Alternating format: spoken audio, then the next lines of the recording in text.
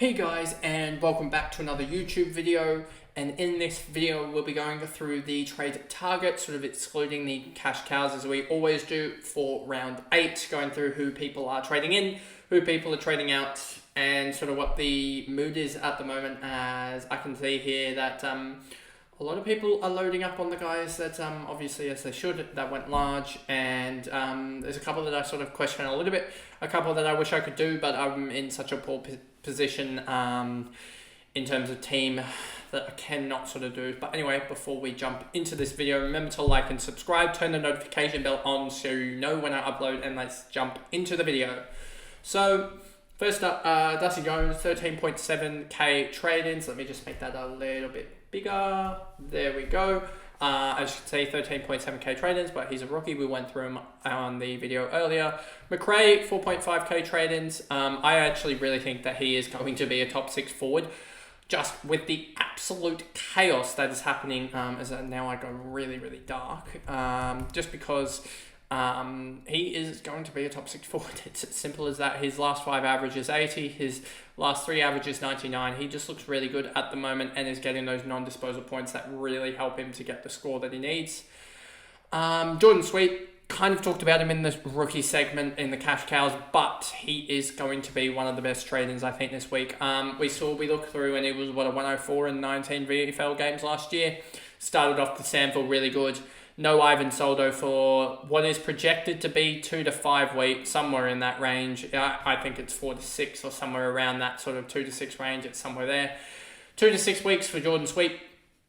In those 2 to 6 weeks, he's projected to gain a lot of cash, and he's projected to go negative break even. So yeah, if you can get a guy that's basically scoring at 90 to 95 range, that I think he can do, even 80 to 90 range, and he's 400k, I think he's a massive trade-in target, as I think he rises to over 600k very, very quickly.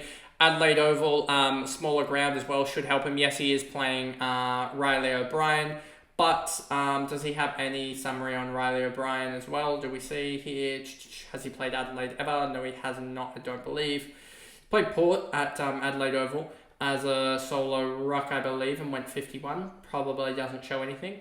Where is it? Ruck contest percentage. Yeah, we want high ruck contest percentage. You can see when he has over 70% ruck contests in the AFL. Boom, boom, boom. That's not that. And that one included. So above 70%. And you see this AFL one here as well. Here we go. He averages 77. If he averages 77 for you, which is right on what he's projected to do, yeah, he's going to go up massively in the next couple of weeks, and that's projected about 100 and something k. And you'll see here that if he does that, even if he carries through to basically the buy in 13, that's when you can trade him off potentially. But there is no one that I don't believe. If I just go to, and I just go all clubs, positions, rucks, wits, I wouldn't be trading him in, as a lot of the community aren't. Tristan Sherry is going to be already off his bye. We'll get a better cadence better understanding if he is actually a top ruck, or whether he just is going to average that 100, or what the sort of gap in the rucks are if we go to average. Because you got Romo and you got Mark English here as well, and they're both around 15. So do you really want to be trading on to around 15? That is the only problem with Jordan Sweet at the moment, is that the only reason I wouldn't be trading him in potentially for those guys is that he basically, what we're saying here is Jordan Sweet plays these games. We believe that Ivan Soldo is going to be out for these 5 games, and obviously that's not the right set of games. But point is, if we go to Jordan Sweet here, point is that he will be playing most likely these games here against Adelaide, tough-ish ruck. Geelong, he should do well. Hawthorn, meek, tough-ish ruck. North, I'm pretty sure scores all right, and Carlton, tough-ish ruck. Then he has the bye.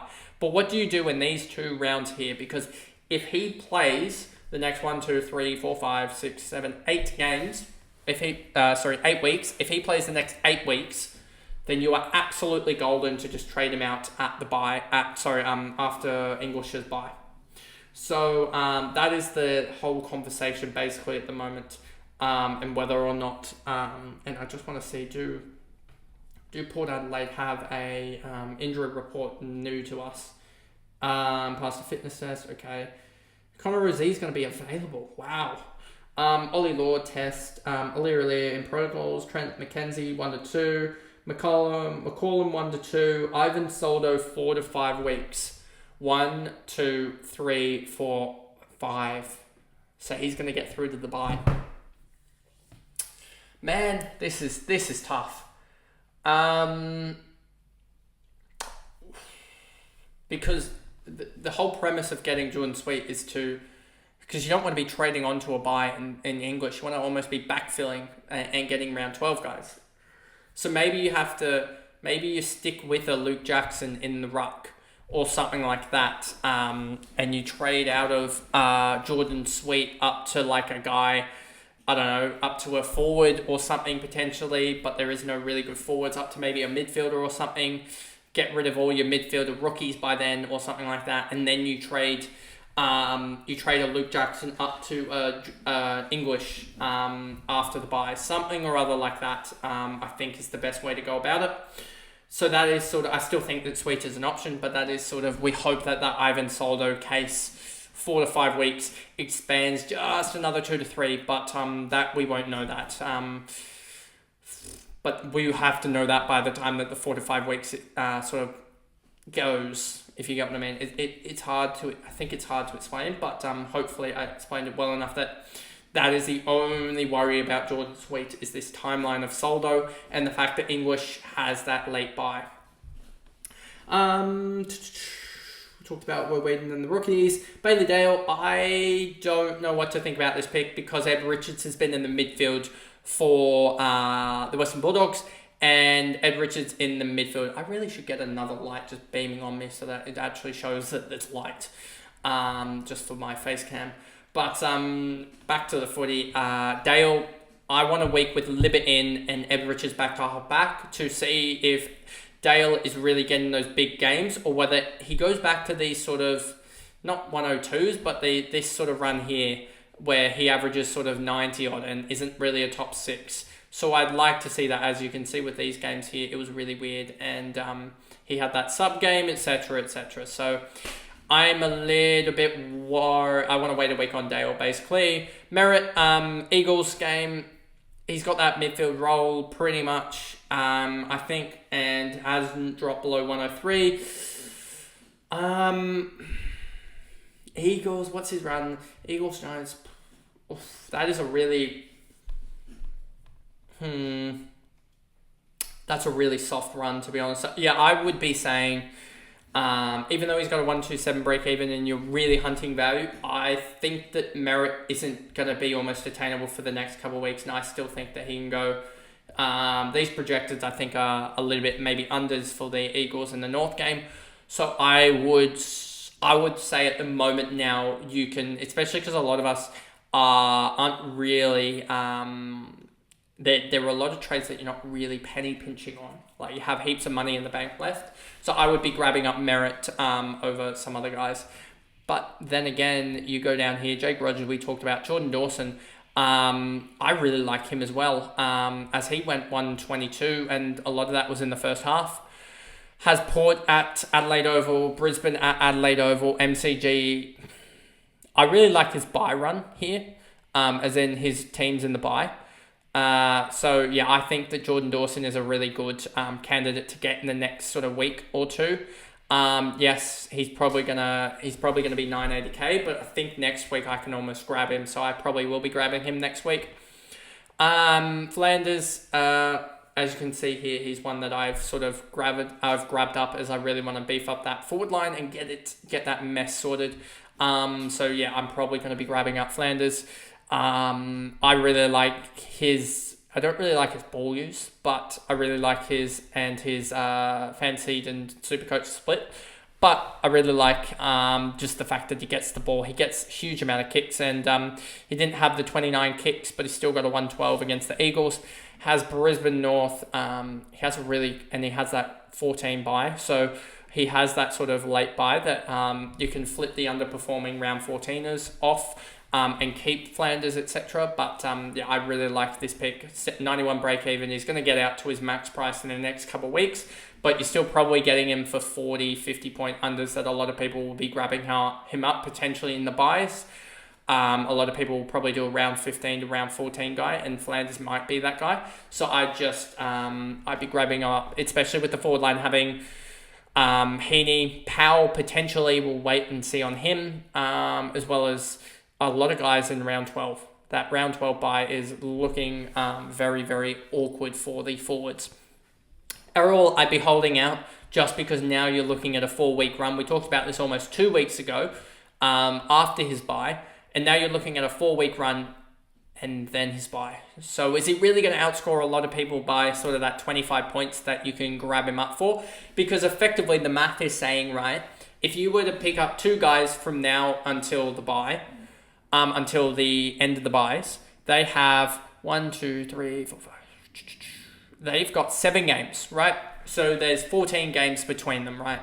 1, 2, 3, 4, 5, 6, 7, and someone else is going to have a buy, the other player, etc. So if you knew that you wanted 2 midfielders, say him and Dawson, right? Best way to do it is to try and avoid having 2 buys worth of games in there out of the 14, and to have only 1 buy worth. So basically that means that you're trying to limit the buys and grabbing onto Gordon now rather than grabbing onto Gordon as a downgrade, as an upgrade after his buy in round 13 or round 14, as that'll be potentially the option. It's just meaning that you're missing out on, you have to have Errol Gordon going 1-2-5 in the buys basically to make it up for it, or to go 25 points better than the guy that you trade in. And I just don't think that that's feasible. So I think just sticking away from Gordon mathematically will make points. So yeah, I would be sticking away from Gordon at the moment. Cooper Simpson, don't really like that, to be honest. He started sub, so I don't think he has much of a potential to get into the team, as he only did score a 28 or whatnot.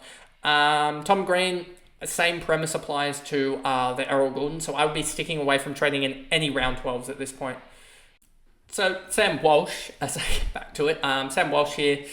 Do I like the trade in necessary? I don't think he can score that heavily. That's the problem at the moment. It's taking him huge tackle numbers to get up to that sort of 100 marker. And if he gets tagged out of games, he can really not score heavily. So I don't necessarily like it. He's not really going to make any cash. I don't think he has the massive game potential, to be honest with you, as I don't think the 13 tackles is going to happen again, as that was a career high. And he's not really marking the ball. So I think Vams is spot on about this, that Walsh, I think, will average around about that 105 or so, because he'll have a couple of spike games here. But I don't think he's got a really high ceiling that I think the Dawsons, the Gordons and stuff like that, who get the huge +6s, can get. Nick Dacos, Isaac Heaney, I would say same premise that we talked about with Gordon, and Green applies to Isaac Heaney, and then you've got Nick Dacos here. What's his break even? 111. I think this is the bottom out price that you're going to get him out for, 870k. So I'd almost be just jumping on to cover off, to be honest. Fife, I understand why people are jumping on, but is he really? He's averaging 78. That is just Luke Jackson's price, sort of what he's averaging. Tom Powell, I think, will do better than that anyway. If he gets his rollback. And so yeah, I'd be saying stick away from Nat 5, as he's going to have games where he just goes and drops sort of a 60 or a 70 or even an 80 at this point. Probably isn't as valuable as what people think. And I'd be sticking clear of that, as I think rookies like Darcy Wilson, who are 13 points off, can basically cover what you want out of Fife. And I don't even know if Fife will average 78 for the year. I think he might even be down at sort of 72, 73. Guthrie, I think that's a wide reaction to him scoring well, just a ton off game 1. I wouldn't be jumping on him just yet because of his hamstring. Hardiman, I can understand, we talked about in the rookie segment. I just think Sweet's probably better at this point. Myers, I actually like a lot more than the likes of Nat 5, to be honest with you, as I think Myers gets the can get the non-disposal points that we want out of like 5, and he's just averaging better. He's got 2 ton games, 2 90 games, and 2 80 games and a 70, which is just a lot better than 5's couple games in the 60s, etc. sometimes wrong. Colby McKercher, a lot of people are just trading in, trading out, trading in, trading out, etc. because of his big score. Sometimes you just have to leave it and know that you made a mistake there, but not trade back in, because if you look at Colby McKercher's break even, 34, he's going to probably make some cash here, but is he going to make really that much more cash than a rookie is? I don't think so, and I don't see him scoring 100 each week, given that he was in the halfback role before, and he was averaging sort of that 875-ish range. Then we sort of get Matt Kennedy. Don't know why people are trading him in. 76 average, 102. Yeah, okay. I wouldn't be trading him in as, what buy does he have? 14. So he's got a decent buy, but I wouldn't be trading him in, to be honest. Wait and watch with him. And then these other guys in, I don't think Butters should be a wide trade in at the moment, as you can basically get the likes of Dawson for a little bit more expensive, and Dawson probably is a much better pick than Butters, but Butters does have the really good buy of 13. Then we sort of get down to these guys that are barely traded in, and then we'll just quickly go to the outs. You have got Jeremy Sharp. I think I traded him out. Zach Fisher already traded him out. Riley Sanders, got to trade him out at this point with his him being omitted, etc., not even playing. He's just lump sum payment on the bench, basically. Ollie Dempsey, I'm holding him, I think, for 1 week, just because of Jeremy Sharp's break even is going to get really bad with that 39, and I think Ollie Dempsey he has more of a potential to score. Ollie Dempsey 70 average, Jeremy Sharp 71.3, so I guess they're around the same. I'm just holding Dempsey for that forward status, I guess, a little bit.